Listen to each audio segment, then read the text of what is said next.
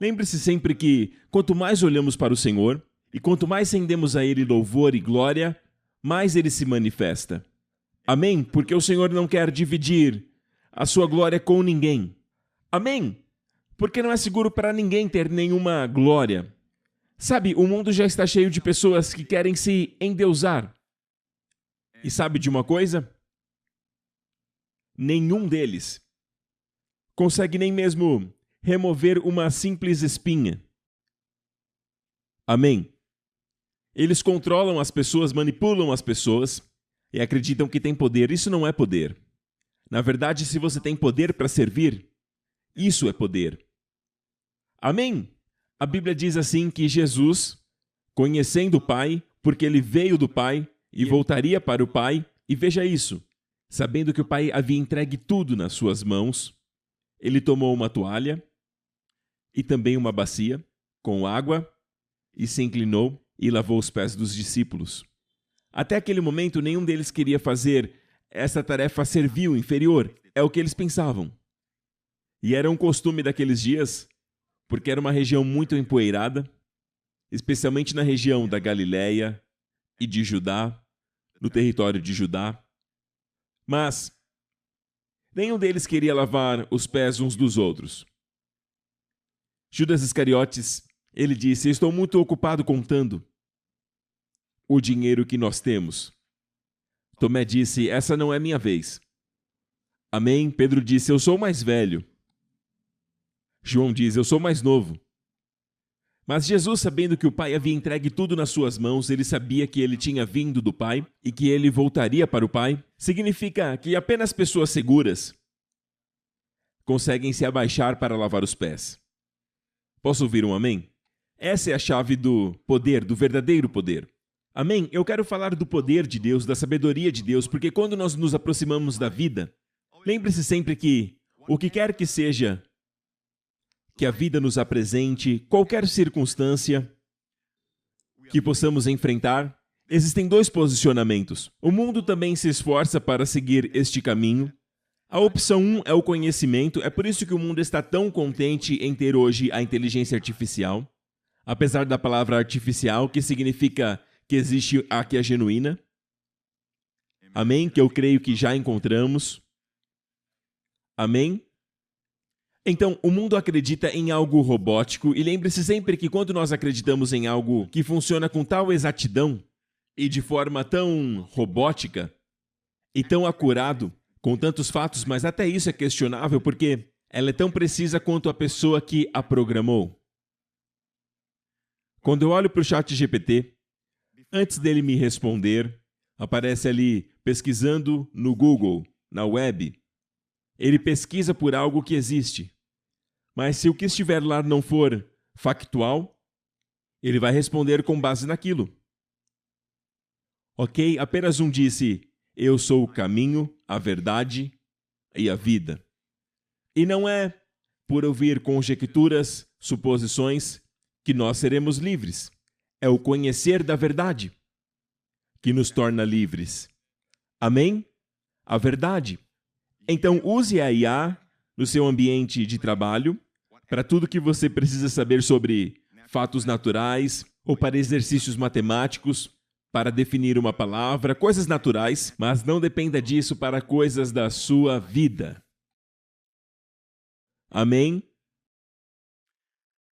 Olhe para Jesus, a verdadeira inteligência. Então, quando nos aproximamos, ou nós respondemos a uma circunstância através do conhecimento, que é justamente o que o mundo busca, e a Bíblia nos afirma assim, que os judeus buscam por sinais e que os gregos, os gentios, buscam por sabedoria.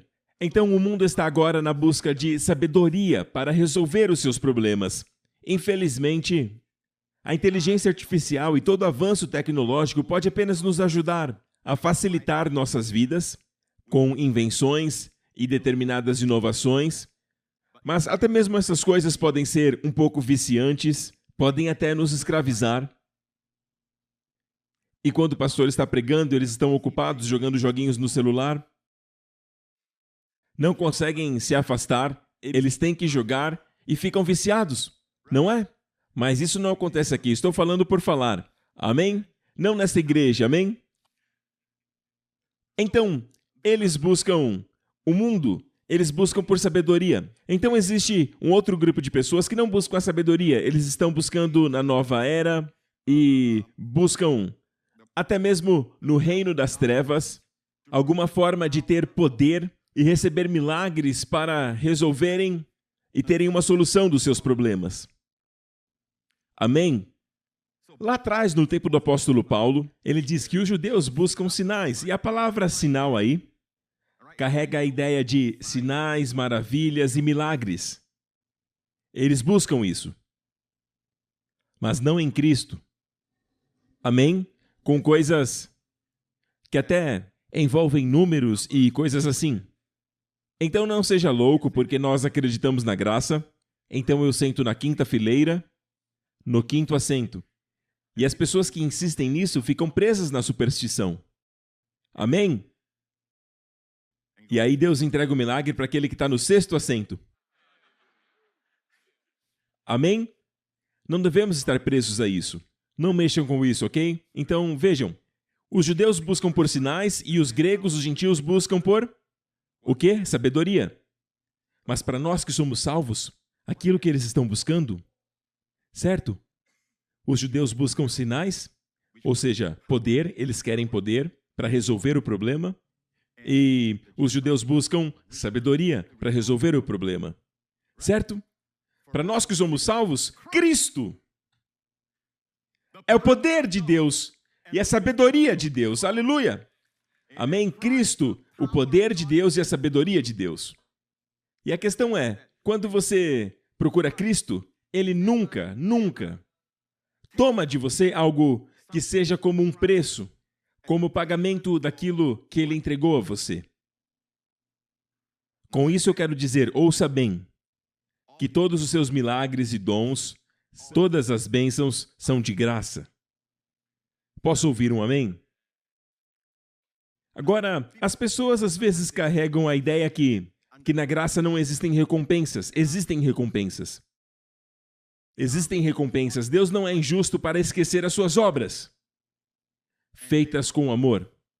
A ideia é que se Deus esquece dos pecados, amém, implicitamente Ele também esquece de te recompensar pelo seu trabalho. Não somos contra as obras. Somos contra as obras mortas. Amém? Que não são geradas a partir da vida. As obras da carne, que vêm do esforço próprio. Mas Deus não é injusto para esquecer das suas obras e da sua dedicação. Ele vai te recompensar. Ele não é injusto para esquecer.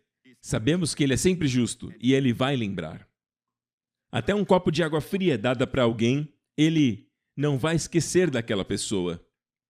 E Deus é tão maravilhoso que Ele entrega a você um dom para que faça algo. Todos aqui têm um dom para que possa servi-lo dentro do seu papel. Amém? E quando você aplica aquele dom, começa a utilizar aquele dom, Deus, Ele te recompensa por usar o dom que Ele mesmo te entregou. E é possível que esse dom esteja em você, que a graça para usar esse dom esteja em você, para que você exerça seu papel e você rejeitar? Sim, o apóstolo Paulo diz que o favor, a graça de Deus que estão em mim, não estão em vão. Significa que eu posso não fluir nisso. Mas ele diz, eu trabalhei mais arduamente que todos estes apóstolos. Contudo, não eu. Ele é muito cuidadoso ao dizer. Eu trabalhei arduamente, contudo, não eu, mas a graça de Deus que estava em mim. Vejam os músicos que estão aqui. Quando eles estão tocando, isso envolve uma habilidade. Mas quem foi que deu a eles o desejo de estudar aquele instrumento e deu a eles interesse nisso? Muitos acham chato aprender guitarra. Mas outros são loucos por aprender como tocar guitarra. Amém? Esse interesse vem de Deus. Porque Deus está concedendo um dom àquela pessoa. Amém? E quando eles usam aquele dom a serviço do Senhor, o Senhor recompensa a vida deles. Amém? Isso vale para todos os que servem, em todos os campos. Agora, abordamos os problemas que temos com o poder de Deus. Às vezes o poder resolve, às vezes precisamos aplicar a sabedoria de Deus. Amém? Para a solução daquele problema. Amém? Glória a Deus que em Cristo temos ambos. Eu disse que em Cristo temos ambos. Nós olhamos para Jesus. Ouçam, este mundo inteiro, ouça isso. Este mundo inteiro não se importa com Cristo. Eles não percebem que este mundo inteiro, tudo que está acontecendo, Deus está preparando. Tudo que está acontecendo, a Bíblia profetiza. A Bíblia profetiza há 2000 anos atrás que tudo vai acontecer com um país bem pequeno no Oriente Médio. Certo? E o mundo inteiro voltará os seus olhos para ele. No livro do Apocalipse diz que toda língua, que todas as nações verão algo acontecendo em determinado local em Jerusalém. Verão as duas testemunhas com grande poder. E algo acontecerá com estas duas testemunhas, mas antes serão mortos, e diante dos olhos de todas as nações da terra, eles verão Deus ressuscitando seus corpos dos mortos. E eles viverão de novo. E todas as nações verão, então, quando isto foi lido, digamos, há 100 anos atrás. Digamos, algo recente, como 150 anos atrás. O mundo ria de algo que estava no livro do Apocalipse. Como o mundo inteiro veria algo acontecendo em determinado local isolado? Ninguém está rindo agora. Por quê? Acabamos de ver a vitória do Liverpool, não é? Hoje de manhã, não foi? Certo? Vocês não estão concordando porque vocês são fãs do Everton, não é verdade? O que eu quero dizer é, foi ontem à noite? Aleluia. Amém. Mas como conseguimos assistir? Como conseguimos assistir? Porque temos uma tecnologia que não existia quando João escreveu o Apocalipse. Mas Deus conhece o futuro. Olá, estão aqui? E a Bíblia nos diz coisas como: no fim dos tempos, as pessoas começarão a se identificar através de um determinado tipo de chip colocado na pele. Eles estão trabalhando nisso.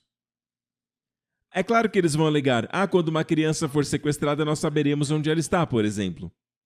Porque o chip está lá, você tem um ataque cardíaco ou você tem uma alergia e todos os seus problemas podem ser escaneados na sua mão.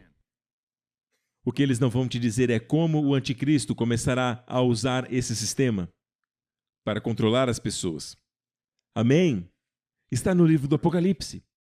Mas, pastor, e nós? Nós não estaremos aqui. Se quiser ficar, fique à vontade, eu vou preferir a primeira viagem. A Bíblia diz que a qualquer momento antes disso acontecer, que é chamado de dia da ira de Deus sobre a terra, porque permaneceram rejeitando a Cristo, permaneceram rejeitando o amor de Deus, e Deus sendo justo e um Deus santo, ele derramará sua ira. E a Bíblia diz que a única razão para que isso não aconteça tão brevemente é por causa da longanimidade e a bondade de Deus que quer nos levar ao arrependimento. Posso ouvir um amém? Então o arrebatamento acontecerá primeiro, seremos arrebatados. Amém? E estaremos com o Senhor nos céus, participando eu ia dizer da ceia, mas do jantar, o jantar das bodas do Cordeiro. E 7 anos na terra serão como o inferno na terra, sob o governo do anticristo, e então Jesus voltará no final dos 7 anos. Então para sempre ele reinará sobre essa terra, durante 1000 anos e muito mais além. Amém? Nós aguardamos por isso. E todo erro será corrigido. Amém? E toda a confusão será uma mensagem para que o mundo possa ver. Agora eu sei por que isso aconteceu. E Deus está orquestrando tudo agora para a glória do seu Filho. E eu estou aqui para te dizer que, se você encontrar este segredo, encontrará o caminho do coração de Deus. Deus ama o seu Filho, o Senhor Jesus Cristo. Amém? Ele diz que ele era o seu deleite diário, mesmo antes dele criar os céus e a terra. Ele era o seu deleite diário. Amém? O pai ama o seu filho. É por isso que Deus disse para Abraão: pegue o seu filho único, o filho que você ama. Deus, ele poderia ter dito: tome o seu único filho, ou tome o seu filho. Mas ele disse: pegue o seu único filho, o filho que você ama, Abraão. Deus dificultou para Abraão, não foi? E ofereceu ele como oferta. Não. O tempo todo Deus tinha na sua mente o seu filho, o seu único filho, o filho que ele ama. E se Abraão estivesse disposto, na aliança que ele tinha com Deus, se Abraão estivesse disposto a entregar o seu único filho, o filho que ele amava, o filho que ele tanto amava, amém? E porque ele estava numa aliança, Deus entregaria o seu único filho, o filho que ele ama. De forma que Deus, dizendo a Abraão: agora eu sei que você me ama, que tem temor de mim, que me adora, porque você não poupou o seu filho, nós podemos dizer a Deus, quando ele entregou Jesus e ele morreu por nós na cruz: agora eu sei que tu me amas, porque você não poupou o seu único filho, o filho que você ama. E pensando nisso, você nunca entenderá o quanto Deus te ama, a menos que entenda quanto Deus ama o seu filho. Porque ele entregou o seu filho por você. Quem é você para que Deus entregue o seu próprio filho? Amém? E Deus ordenou até mesmo que o seu filho julgará a terra no fim. Para aqueles que ficarem nos 7 anos de tribulação, o filho virá como juiz. No primeiro arrebatamento, amém? No qual vamos subir, ele virá não mais para tratar do pecado. Isso ele já resolveu de uma vez por todas. Ele virá para nos resgatar do dia da ira de Deus. Amém?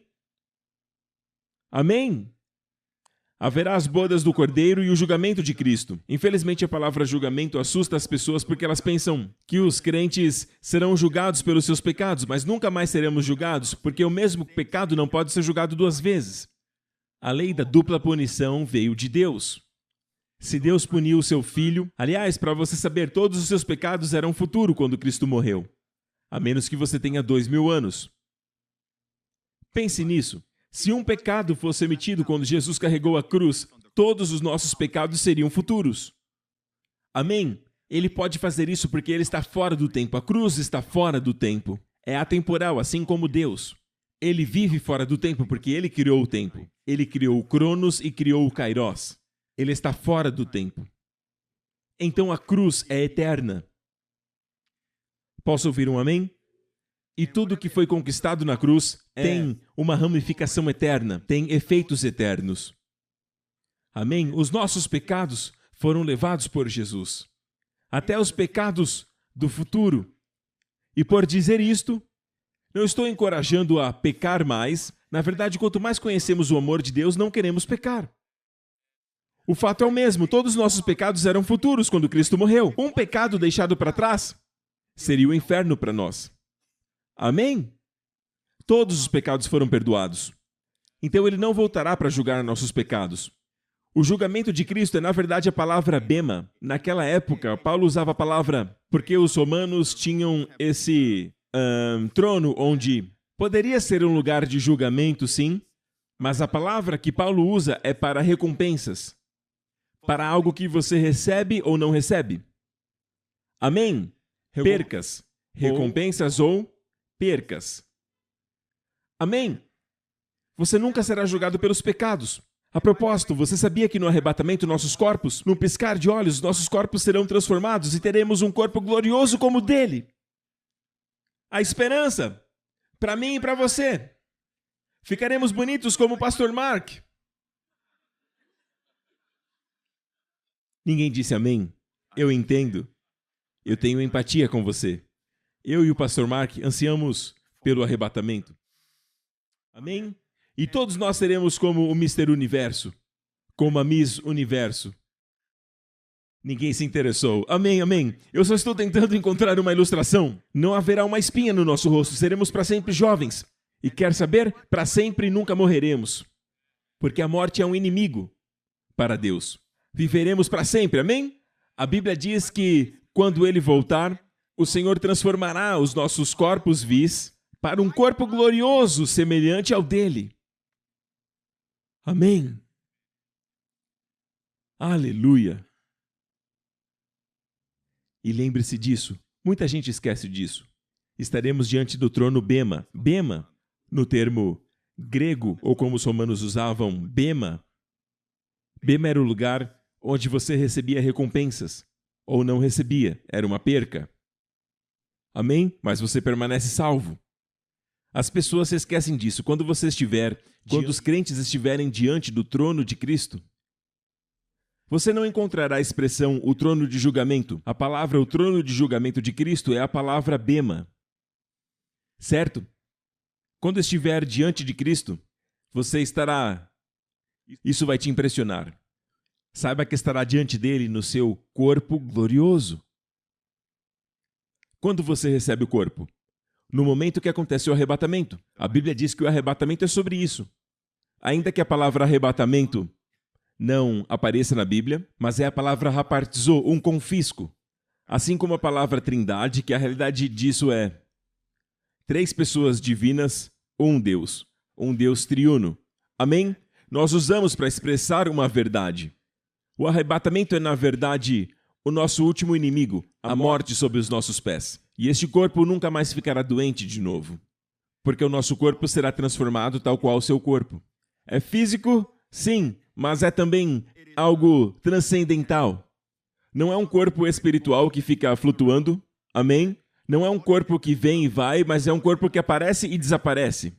Mais rápido que a velocidade da luz, e o universo será o seu playground. Não dá para imaginar. Amém? Tal qual os espíritos humanos lá nos céus, antes de Deus enviá-los para a terra, antes do primeiro Adão vir, Deus disse, vocês vão para a terra na carne. Carne! O que é isso? E hoje você desfruta como ser humano. Nossa!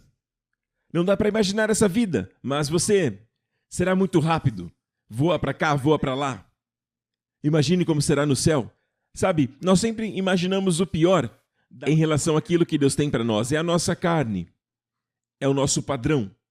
Enquanto as coisas de Deus são sempre melhores e melhores e melhores.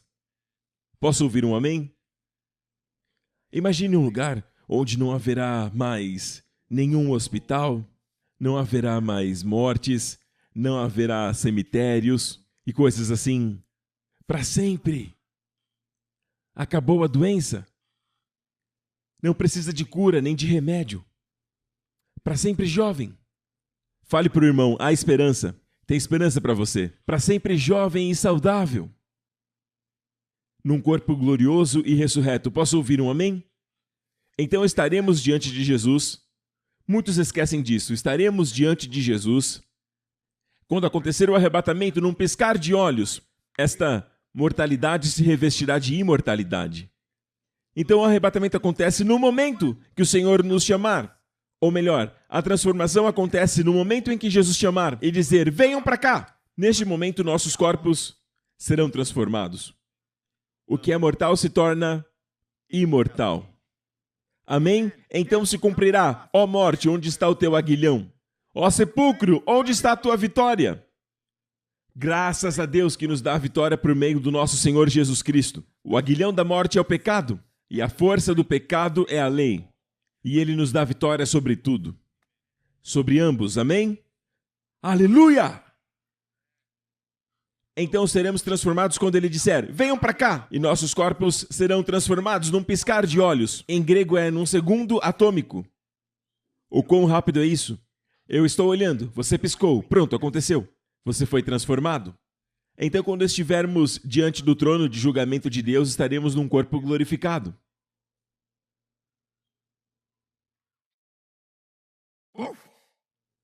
Amém? E eu digo a vocês, não estaremos lá para sermos julgados. Estarei lá para receber recompensas ou não. E eu creio que para definir posições eternas no seu reino. Amém? Dependendo da minha fidelidade e de como apliquei os dons e as unções que Ele entregou a mim. Amém? E esta é a medida. E se você apenas orar por mim, simplesmente você tem o desejo de orar por mim e pelos outros pastores aqui, você receberá nossa recompensa também. Amém? E receberá a recompensa do seu chamado. Amém? Quando eu estiver diante dele, diante de Jesus, minha única alegação de justiça é essa: Senhor Jesus, tu és a minha justiça. Assim como é na terra, ele continuará sendo a nossa justiça. Ele julgará a sua própria justiça? Não. Então, vejam, se alguém der a entender que estaremos diante de Deus para sermos julgados pelos nossos pecados, certo? Esta é uma ideia errônea que vem diretamente do inferno, para assustar os crentes. Ok? Posso ouvir um amém? No final dos 7 anos haverá um outro julgamento. Não quero dizer julgamento toda hora, mas este é o julgamento. Esse sim é o julgamento do trono branco. Ok? Haverá pessoas de todos os tipos. Todos serão ressuscitados dos mortos, não como Jesus, mas da forma que Lázaro foi ressuscitado. Estarão lá naturalmente, para ficarem diante de Deus, para serem julgados. E o livro da vida será aberto. Ok? Glória a Deus, estamos salvos disso. Nós não estaremos diante deste trono branco, não estaremos lá. Amém? Estaremos ocupados comendo nas bodas do Cordeiro. Aleluia! Amém! Então, enquanto estiver na terra, viva uma vida com leveza, sabe? Viva acima da linha da vaidade. Conhecem isso? No livro de Eclesiastes, o nome do escritor do livro de Eclesiastes é Salomão, que escreveu Cantares de Salomão e também Eclesiastes. Bem, este homem, ele afirma dizendo tudo aquilo que eu desejo, e ele tinha o poder de executar, ele tinha o poder de tornar desejos em realidade. Como rei, foi provavelmente o rei mais rico que existiu. Se converter a riqueza dele, hoje daria trilhões. Eu ainda não calculei, mas alguém uma vez me disse que daria trilhões, toda a riqueza de Salomão. Então Salomão tinha dinheiro, tinha poder, tinha tudo. Amém? E todas as nações da terra o honravam e muitos vinham para ouvir a sua sabedoria. E a Bíblia diz, ele escreveu em Eclesiastes, tudo o que meu coração deseja, eu satisfaço. Se eu quero música, eu tenho para mim todos os tipos de cantores e todos os tipos de cantoras e tenho à disposição todos os instrumentos musicais. Quantos sabem sobre a linha da vaidade?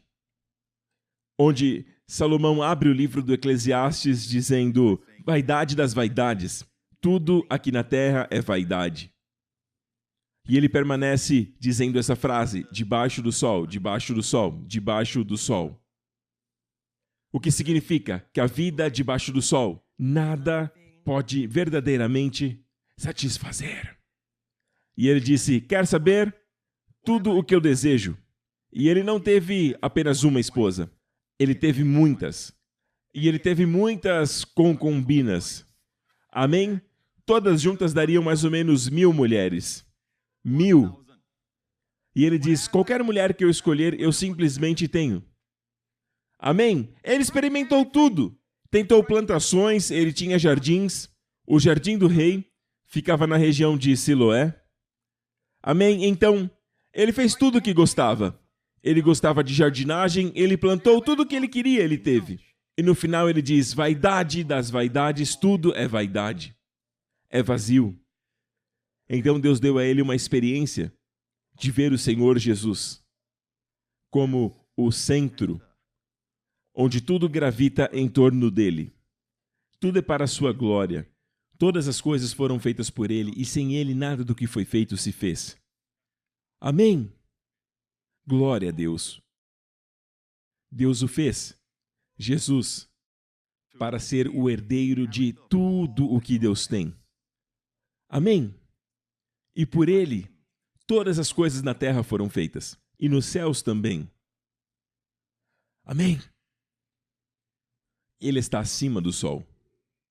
Então ele escreveu o Cântico dos Cânticos, onde tudo lá está acima do sol. Tudo que está acima do sol não significa que na Terra você espera para morrer e ir para cima do sol. Não. Enquanto você está na Terra, a Bíblia diz que você está assentado com Cristo, acima do sol. Amém? E é aí que está a nossa satisfação. Todo aquele que bebe dessa água, Jesus disse para aquela mulher, todo aquele que bebe dessa água terá sede de novo. Você pode colocar essa frase aplicada a qualquer novo app que possa surgir, especialmente o de games. Você pode aplicar isso para qualquer tipo de inovação. Esta frase, todo que beber desta água terá sede de novo, é aplicável a qualquer programa que a Netflix possa vir a lançar. Inclusive os doramas. É aplicável a qualquer coisa debaixo do sol. Se coloca a sua confiança nisso, todo aquele que bebe desta água terá sede de novo. Mas quem beber da água que eu lhe der, Jesus disse, jamais terá sede. Ele está dizendo a forma verdadeira de satisfazer a sede que você tem no interior. Toda vez que eu me aproximo dele, eu estou ministrando ao meu ser mais íntimo que tem sede dele, onde eu encontro a minha satisfação. Você não sente sede às vezes? Você acha que é fome, aí você vai à geladeira e procura algo para comer.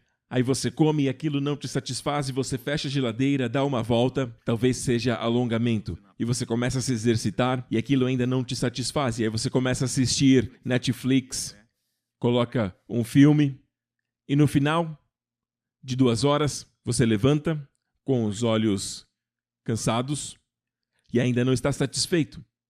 E você tentou de tudo e nada te satisfaz. Já sentiu isso? Sabe o que está faltando? Alimento espiritual.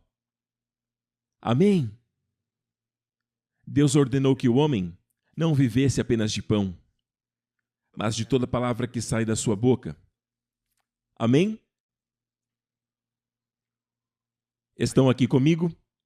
Então ele escreveu o Cântico dos Cânticos, que fala sobre a vida acima do sol. E ali a sua obsessão, ela é satisfeita naquele único objeto. O próprio Deus encontra eterna satisfação no seu Filho. E quando você e Deus encontram neste único objeto, o Senhor Jesus, como sua satisfação, como seu desejo, como sua alegria, você e Deus têm uma verdadeira comunhão. Amém? Quando o sacerdote do Velho Testamento trazia o seu cordeiro para ser sacrificado, quem ele representava? Sem manchas, sem defeitos. Não é maravilhoso que o nosso Senhor Jesus não tem manchas, não tem defeitos? Ele é totalmente amável. Tudo aquilo que você deseja, tudo aquilo que o seu coração anseia, tudo aquilo que você admira no seu cônjuge, toda a alegria que você encontra nos seus filhos, elas são apenas coisinhas, pequenas partes, apenas fragmentos. Nenhum de nós tem a plenitude. Ninguém neste mundo está completo. Todos temos fragmentos, um pequeno reflexo das qualidades que torna Jesus amável, lindo, atraente e totalmente amável. É por isso que quando dizemos que ele é o mais belo entre milhares, é uma expressão, porque ninguém é igual a ele. Ninguém que você vê na televisão chega nem perto. Todos eles carregam fraquezas e imperfeições. E não se iludam com o personagem, veja a pessoa real. Me refiro à pessoa. Então, olhe para Jesus, ele é totalmente amável. Tudo que você olhar nele é algo belo. No Velho Testamento também traziam a farinha. Era chamado de farinha fina porque nela não tinha granulosidade. Não havia nenhum tipo de aspereza. É como se você tocasse e não estivesse tocando nada. Já tocaram farinha fina? Em Jesus não há defeitos, não há instabilidade no seu caráter. Sabe, ele é totalmente amável. Amém? Ele não é amor, amor, amor, amor, como João o tempo todo. Quando pensamos em João, no apóstolo João, pensamos no amor. Paulo, já pensamos em sabedoria. Certo? Amém? Jesus não é desequilibrado. Ele tem amor e sabedoria. Amém? Paulo, às vezes, julgava o sumo sacerdote de Israel daquela época. Certa vez, ele foi atingido pelo servo do sumo sacerdote e ele gritou para o sumo sacerdote: Deus te ferirá sua parede caiada. Aí alguém falou para ele: você sabia que ele é o sumo sacerdote?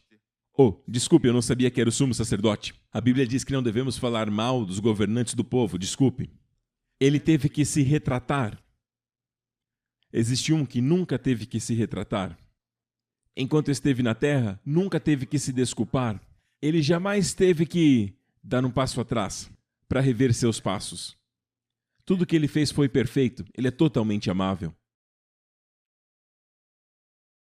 E Deus o ama mais do que qualquer outra coisa. Quando trazemos Jesus para Deus, louvor nada mais é do que trazer Jesus para a lembrança de Deus. Muitos de nós, quando oramos, a nossa oração é baseada somente nas nossas necessidades, eu e minhas necessidades, aquilo que eu preciso. Está ok, está tudo bem, mas chega um tempo que você precisa sair disso, porque isso também pode ser depressivo. Que tal aplicar este ensino? Aproxime-se de Deus e diga o quão amado o seu filho é para Ele. Deus Pai, o Senhor ama tanto o seu filho, e ainda assim o entregou por nós. Pai, eu te agradeço porque Ele é a estrela da manhã, que clareia toda a escuridão. Pai, eu te agradeço porque Ele é o primeiro e o último. Ele criou todas as coisas e todas as coisas se curvam diante dEle. Senhor, eu te agradeço porque Ele é o verdadeiro pão da vida. Ele é a minha satisfação e o quanto o Senhor se deleita nele. Eu te afirmo isso. Quando você ora assim, algo dentro de você é nutrido. É isso que estavam fazendo quando traziam o seu cordeiro para Deus. Sabe? Ele retratava Jesus sem defeitos, sem manchas. E Deus não olhava para o ofertante, mas sim para o que estava sendo oferecido, o cordeiro. É sobre o quão bom ele é, e não sobre o quão bom é o ofertante. Obviamente ele pecou, é por isso que ele está ali. Deus olha para o cordeiro que deve ser sem defeito, que o lembrava de seu filho. Toda vez que você adora, Jesus deve estar na sua canção. Jesus deve estar nas suas letras. Na sua pregação, Jesus deve estar presente. Quando compartilhar o evangelho com alguém, não tente a abordagem sensível ao buscador. Leve Jesus para a pessoa. Amém? Sabe, não tente camuflar o evangelho e não usar o nome de Jesus. E a sua doença é muito grave e você está dando para ele apenas uma pequena pílula. Só uma pílula. É isso que você está fazendo. Não! Dê para ele a dosagem certa. Dê Jesus para ele. Deixe que Jesus vença a sua doença. Amém? Senão ele pode ir para o inferno. Amém? Glória a Deus. Outro dia eu conversava com um pastor e ele me fez algumas perguntas numa entrevista para um programa. E eu disse para ele, sabe como nós pregamos? Na verdade, ele me perguntou como vocês pregam sobre tais coisas. Até mesmo quando pregamos sobre casamento, nós falamos sobre Jesus. Eu disse sim, eu amo Jesus. E mais importante, ele me ama. Paulo viveu assim. O Filho de Deus me ama, ele tornava sempre pessoal. O Filho de Deus que me ama e se entregou por mim. Ele praticava o amor de Jesus, assim como João. Jesus praticava o amor de Jesus, se autodenominando o discípulo a qual Jesus amava. E essa frase aparece apenas no Evangelho de João. Eu tenho certeza que Jesus amava Pedro da mesma forma, até mesmo Judas. Mas João sabia e João praticava. Amém? E Paulo sabia e Paulo praticava. O Filho de Deus que me ama se entregou por mim. Deus ama o pastor Mark.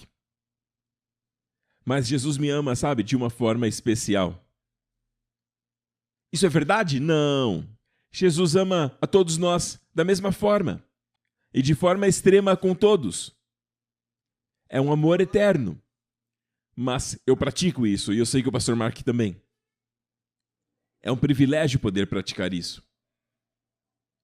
E ele me perguntou isso, como você coloca Jesus em todo o sermão? E eu fui explicar, e tinha outro cara, eu já volto a falar, mas outro cara me perguntou, você fala sobre olhar para Jesus, olhar para Jesus? Como eu faço? Eu pego um retrato?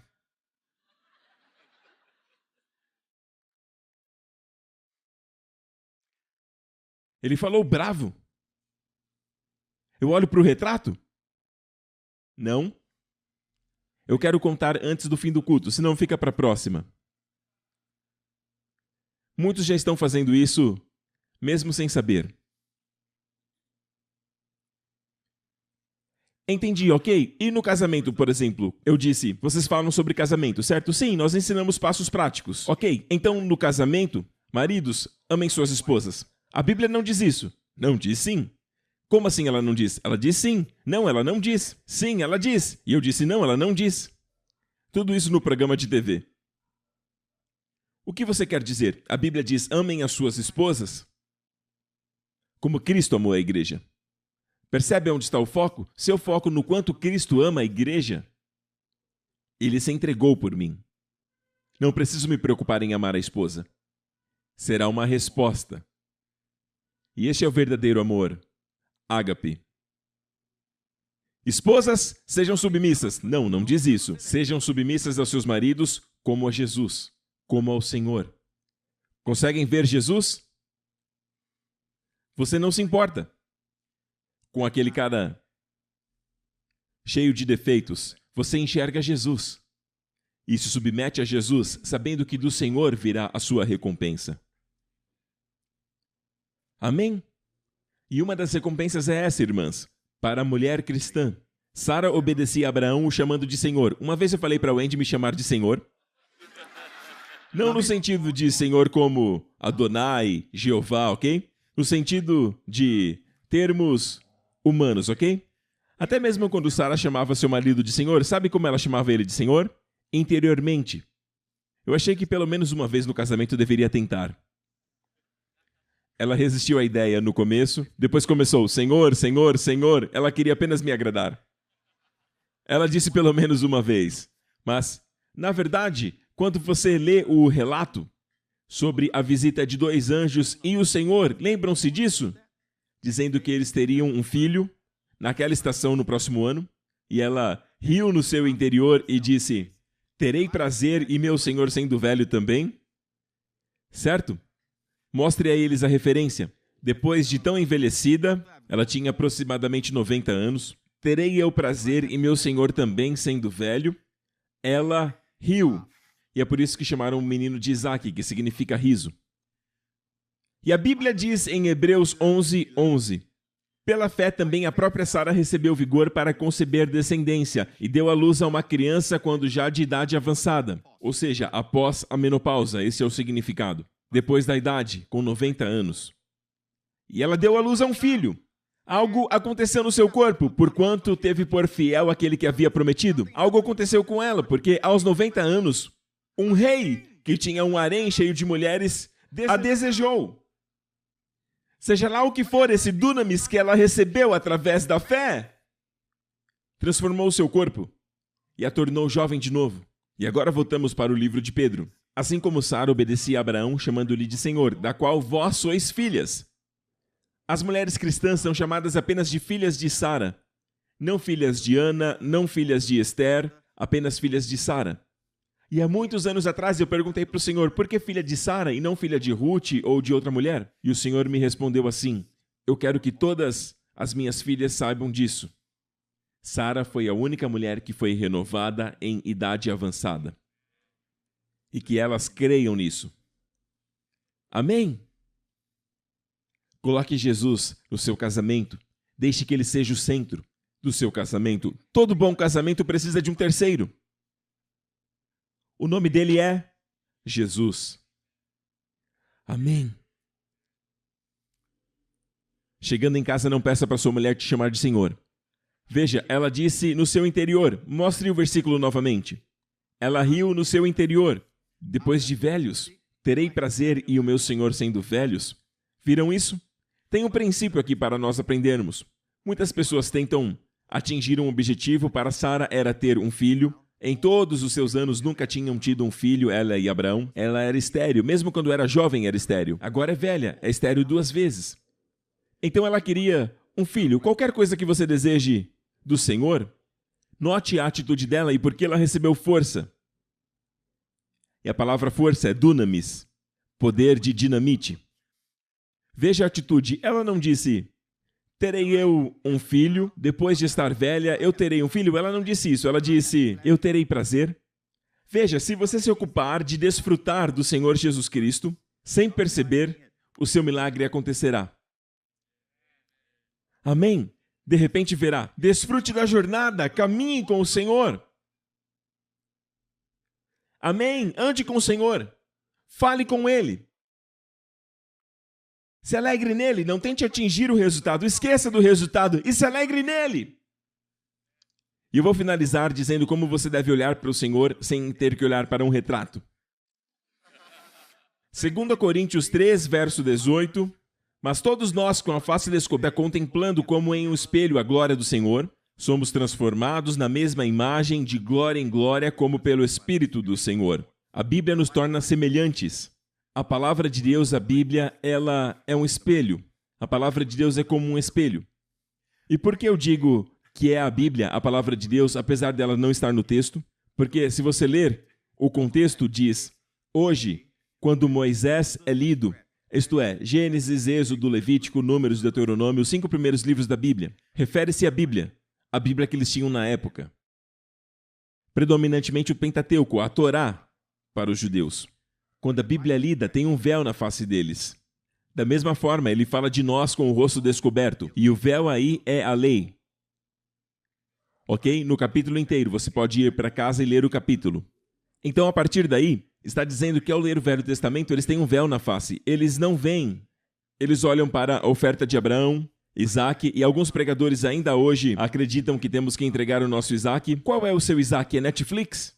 Quem é o seu Isaac? É o seu filho? Entregue o seu filho. Ei, meu amigo, ouça. Antes de tudo, o sentido mais importante, talvez você possa extrair uma segunda aplicação, em alguns casos, mas a principal ideia é ver Jesus. Amém? E na cordilheira montanhosa, onde Isaac foi oferecido, a parte mais alta ali é o Calvário, em Jerusalém. É por isso que Abraão viu Jesus. E Jesus mais tarde disse, Abraão se alegrou ao ver o meu dia. Percebem quem é o maior? Ele não disse, eu me alegrei ao ver Abraão. Não, ele é o maior. Abraão se alegrou ao ver o meu dia.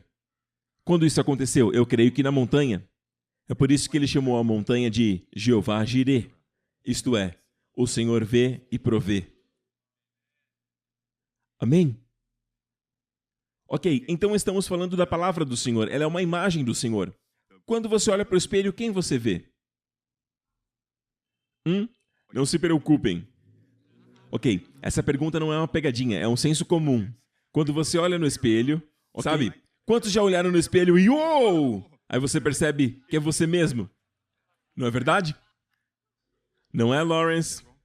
Você olhou, tomou um susto, mas era você mesmo, certo? No meio da noite? No meio da noite. Ou você olha para o espelho, faz aquela pose. Uou! Que bonitão, que bonitão! Eu sei que o pastor Mark, ele faz mais ou menos assim.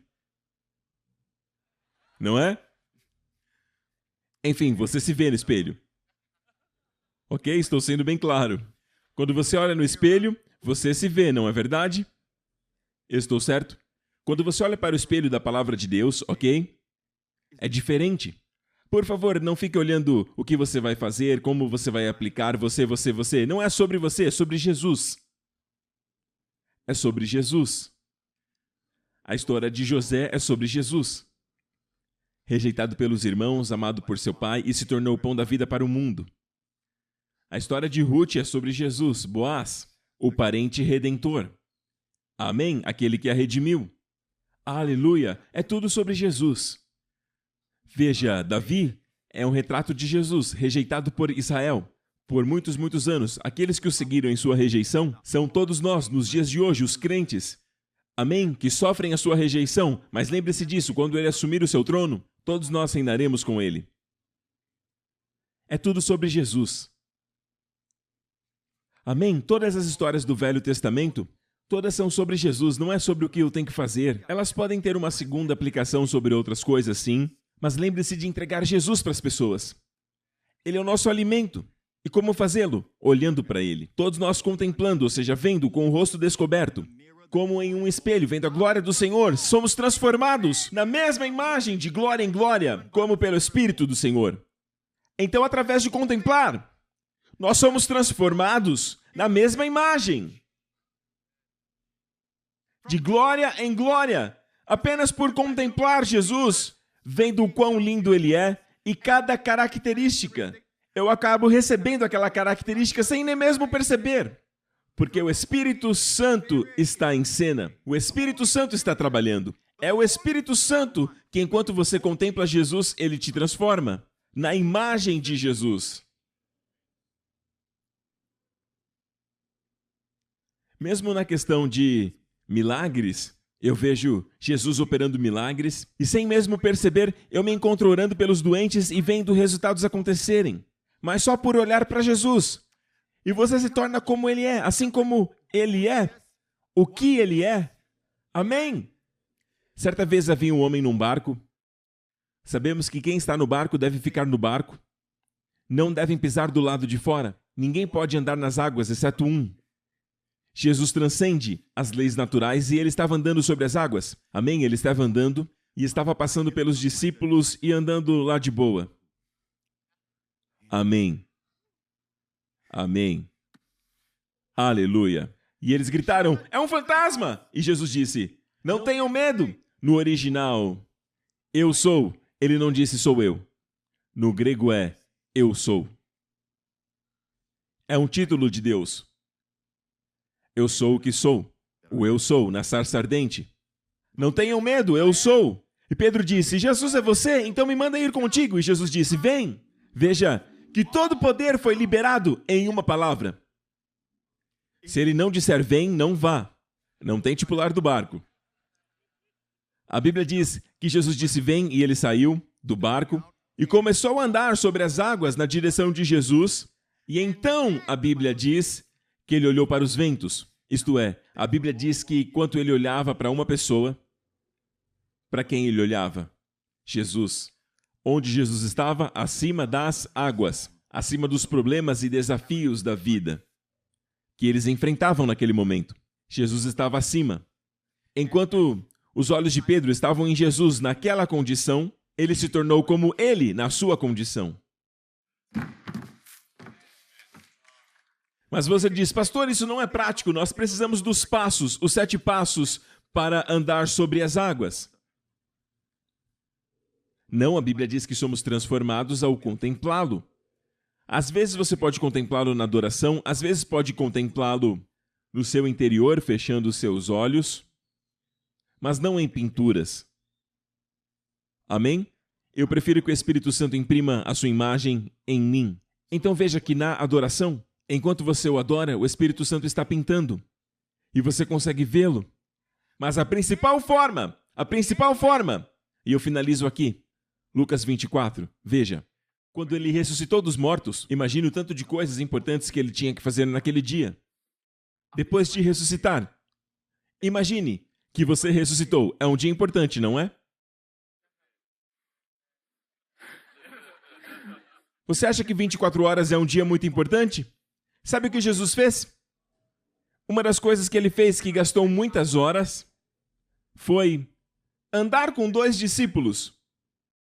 Eu creio que é como uma restauração do Jardim do Éden, onde havia 2 e agora tem 2. Então Jesus andou. Eu vou mostrar a história. E aconteceu que enquanto eles caminhavam juntos, eles conversavam. 2 pessoas no caminho de Emaús. O próprio Jesus se aproximou e começou a caminhar com eles. Você nunca sabe o momento que Jesus entrará na sua caminhada. Sabe, a Bíblia fala muito sobre caminhar. Abraão caminhava com Deus, Enoque caminhava com Deus e ele desapareceu. Eu creio na caminhada espiritual, mas creio também na caminhada física, em andar e falar com Jesus. Você torna o seu corpo saudável, forte, no espírito, alma e corpo. É só um pensamento. Então estavam caminhando e era aproximadamente 13 quilômetros de distância entre Jerusalém e Emaús quando Jesus se aproximou, e seus olhos estavam impedidos para que não o conhecessem. Então o Senhor fechou os seus olhos, para que eles não o reconhecessem. Por quê? Vamos continuar lendo. E ele disse, que tipo de palavras são essas que tendes um com o outro, que enquanto caminhais estáis tristes? E um deles, chamado Cleopas, respondeu, és tu somente um estrangeiro em Jerusalém, e não soube das coisas que nela têm acontecido nestes dias? E ele disse: quais coisas? E eles lhe disseram a respeito de Jesus de Nazaré, que foi um profeta poderoso em feitos e palavras diante de Deus e de todo o povo. E como os principais sacerdotes e os nossos governantes o entregaram para ser condenado à morte e o crucificaram. Mas nós esperávamos que fosse ele quem havia de remir Israel. E todavia, além do mais, já é hoje o terceiro dia desde que essas coisas aconteceram. Sim, e algumas mulheres de nossa companhia estiveram esta madrugada no sepulcro e nos surpreenderam. Lembram desta manhã? Quando ele ressuscitou, as mulheres foram as primeiras a vê-lo. Mulheres, ele te deu essa honra. Amém? E não achando o seu corpo, elas vieram dizendo que também haviam tido uma visão de anjos que diziam estar ele vivo. E alguns dos que estavam conosco foram ao sepulcro e acharam isto mesmo, como as mulheres haviam dito, mas a ele não viram. Então ele lhes disse: ó tolos e tardos de coração para crerdes em tudo que os profetas falaram. Temos aqui duas acusações contra os crentes, porque eles dois são crentes. Duas acusações, que são nossos maiores problemas. Ou nós somos tolos, e a palavra tolo aqui não é bobo, não é, eu já chequei. É uma palavra que traz uma condenação. Na verdade, significa ignorante. Você não tem o conhecimento. Quantos sabem que Deus diz: meu povo é destruído por falta de conhecimento? Então, ou a igreja não tem conhecimento, ou tem o conhecimento, mas são muito lentos para crer naquilo que sabem. Ou eles não têm o conhecimento, ou têm o conhecimento, mas são lentos para crer. São duas acusações contra a igreja. Então qual é a solução, pastor Prince? O Senhor tem a solução. Vamos ver a solução. E ele disse: não convinha que o Cristo sofresse essas coisas e entrasse na sua glória? E começando por Moisés, Gênesis, Êxodo, enquanto andavam 13 quilômetros. Eu falo para você, eu quero ver um vídeo dessa conversa quando eu chegar no céu. Imagina que estudo bíblico, começando por Moisés, isto é, os 5 livros que ele escreveu, ou melhor, Deus falou através dele e ele escreveu. Deus entregou a ele estes 5 livros, chamados de livro de Moisés. Então começou por Moisés e por todos os profetas. Posteriormente, a divisão que os judeus fizeram da Bíblia ficou assim: Moisés, profetas e a lei. E o testemunho, a parte histórica. E os salmos. Agora, esta parte, a parte histórica e os salmos vêm no final. E quando chegaram na parte dos salmos, chegaram no destino.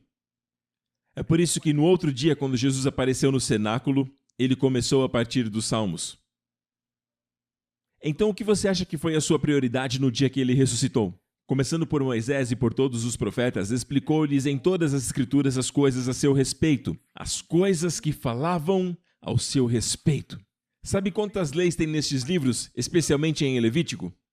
Números. Deuteronômio é a reiteração da lei. No entanto, tudo isso aponta para ele. Coisas concernentes a ele mesmo. Depois eles disseram, quando ele desapareceu, disseram: o nosso coração não queimava, mas cedo, enquanto ele explicava para nós as Escrituras. Agora veja isso. Eu perguntei ao Senhor: por que o Senhor fechou os olhos deles? Não é?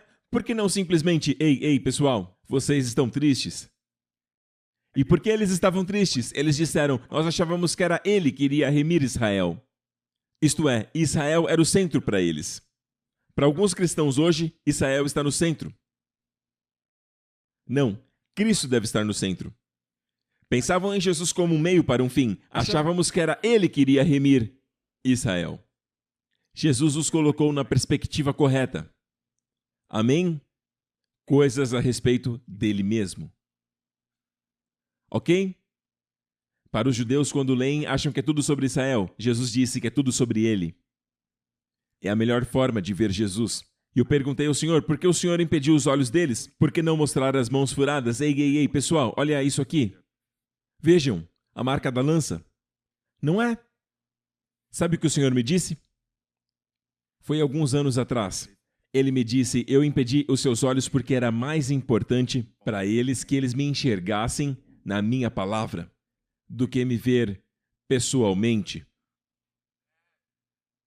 E ele me disse mais: eu dou a vocês a mesma oportunidade. Aleluia! Aleluia, porque eu e você podemos ir nas Escrituras e ver Jesus hoje. Não precisamos, sabe? O irmão teve uma visão sobre Jesus. O irmão foi para o céu e agora ele vai pintar Jesus. Não precisamos disso.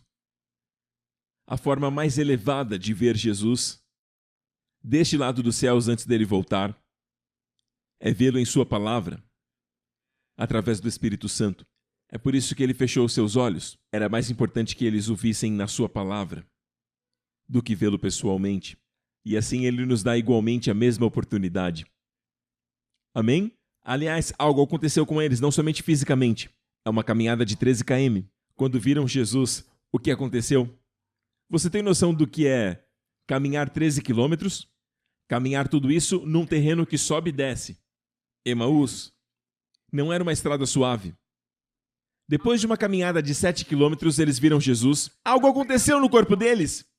A saúde brotou. Não foi somente um alimento espiritual, mas algo aconteceu nos seus corpos. É por isso que a Bíblia diz em Hebreus 11, Hebreus 11, pela fé, Moisés perseverou como quem vê aquele que é invisível. E a palavra perseverou é usada apenas uma vez no Novo Testamento. Aí, é bem aí. Pela fé, Moisés perseverou. Eu estudei. Vem, na verdade, da palavra kratos. É a palavra usada para força, inclusive força física. Não é à toa que quando ele tinha 120 anos, na idade que ele morreu, a Bíblia diz que seus olhos não estavam obscurecidos, nem a sua força natural havia diminuído. Ele perseverou. Como? Como ele perseverou? A palavra perseverar significa forte.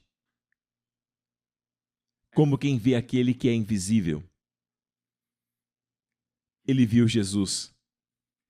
E todos nós somos privilegiados porque temos a Bíblia para ver Jesus. Que todos os pregadores e mestres que ensinam a palavra de Deus mostrem Jesus para as pessoas, nas Escrituras. É a maior bênção que podem receber. E o efeito é que eles são transformados enquanto contemplam. Mas não é prático, é a coisa mais prática que existe. Quando você vê, você se torna como ele. Com a mesma condição. E algo também acontece fisicamente. Minhas palavras são vida para quem as encontram. E saúde para todo o seu corpo. E o meu tempo acabou. Ok, todos de cabeça baixa, olhos fechados. Obrigado, Jesus. Um dia no céu não haverá tempo. Obrigado, Jesus. Todos de olhos fechados aqui neste lugar. Amigo, se você está aqui hoje e nunca recebeu Jesus como seu Senhor e Salvador, eu quero te dar essa oportunidade hoje. Cristo morreu pelos nossos pecados e depois ele ressuscitou dos mortos. Amém? E a Bíblia diz que hoje ele está vivo, à destra de Deus o Pai. E se confessar que Jesus Cristo é o seu Senhor e crer que ele ressuscitou dos mortos, você será salvo. Se este é você, apenas faça essa oração comigo agora. De coração diga: Pai Celestial, eu confesso, Jesus Cristo é o meu Senhor. Eu creio que ele morreu na cruz pelos meus pecados. E eu creio que o Senhor o ressuscitou dos mortos. E ele está vivo para sempre. Obrigado, Pai. Eu sou para sempre abençoado. E a vida eterna agora está em mim. Em nome de Jesus. E toda a igreja diz: fiquem de pé. Glória a Deus. Levantem as suas mãos. Obrigado, Senhor Jesus. Amém? A partir de hoje, enxergue Jesus. Não olhem as minhas mãos, olhem a dele, estendendo as mãos sobre você, te abençoando. Que nesta semana o Senhor abençoe você e a sua família, com as bênçãos de Abraão, com as bênçãos de Deuteronômio 28. Que o Senhor te abençoe e te guarde, te preserve e preserve você e a sua família de todo mal e de todo perigo e de todo poder do maligno. Que o Senhor lhe seja gracioso e faça o seu rosto resplandecer. Que você encontre o favor do Senhor onde quer que esteja. Que o Senhor levante o seu semblante e conceda a você e aos seus entes queridos a sua shalom, bem-estar, plenitude, em nome do Senhor Jesus Cristo. Deus te abençoe! Eu vejo vocês!